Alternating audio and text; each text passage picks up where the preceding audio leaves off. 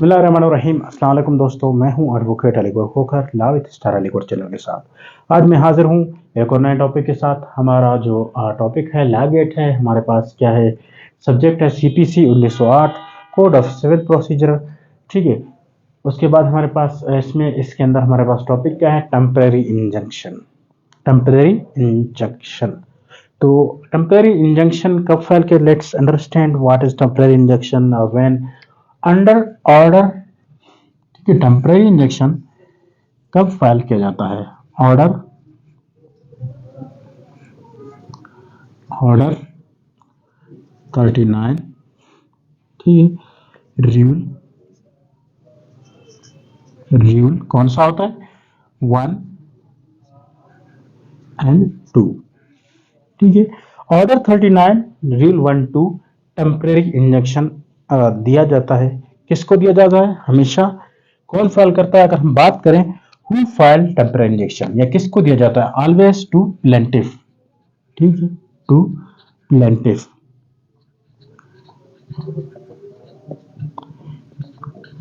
अब सवाल ये होता है कि प्लेंटिफ को कब, क्यों, कैसे दिया जाता है।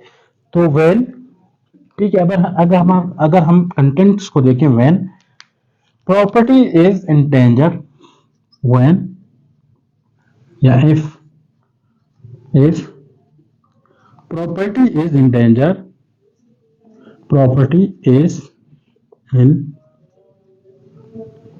danger, तो क्या टेम्परेरी इंजंक्शन दी जाएगी। अगर प्लेंटिफ समझता है या कोर्ट समझती है property would be destroyed, property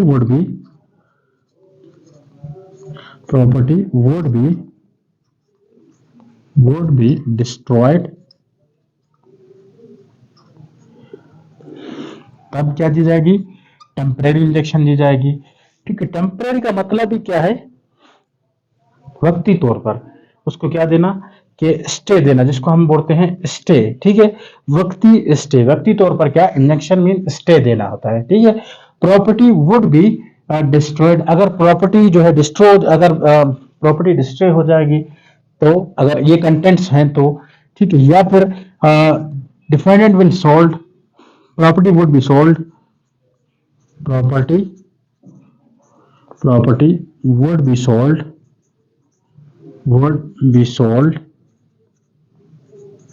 बेची जा सकती है, डिस्ट्रॉय की जा सकती है, खतरे में है, तो प्लेंटिफ क्या करेगा, प्लेंटिफ फाइल करेगा किसको, टेम्परेरी इंजंक्शन को फाइल करेगा अंडर ऑर्डर 39 रूल 1 एंड 2। अगर हम एसेंशियल्स की बात करें कि क्या क्या होना लाजमी है, क्या क्या जरूरी है, तो सबसे पहले एसेंशियल की बात करें, पहला क्या है, केस मस्ट बी या सूट मस्ट बी प्रिमा फिशाए। ठीक है, प्रिमा फिशाए,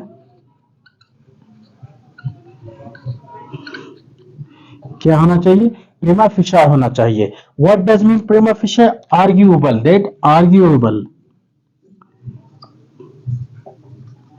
आर्ग्यूएबल होना चाहिए केस, कि सुनने लायक होना चाहिए, कुछ फैक्ट्स होने चाहिए, वाकई ये प्रूफ कर सके। तो पहला क्या है, एसेंशियल क्या है, व्हाट इज एसेंशियल, के सूट मस्ट बी क्या होना चाहिए, प्रिमा फिशाए होना चाहिए। उसके बाद बैलेंस ऑफ कन्वीनियंस किसके हाथ में हो, balance of convenience,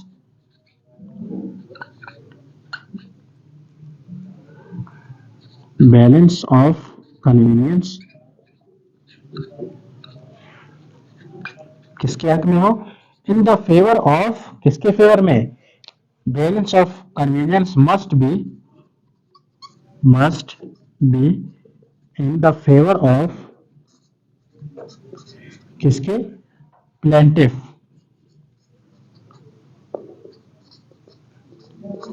balance of convenience किसके फेवर में होना चाहिए, प्लेंटिफ के फेवर में होना चाहिए। उसके बाद हमारे पास है नंबर 3 क्या है, इर्रिपेरेबल लॉस। ठीक है,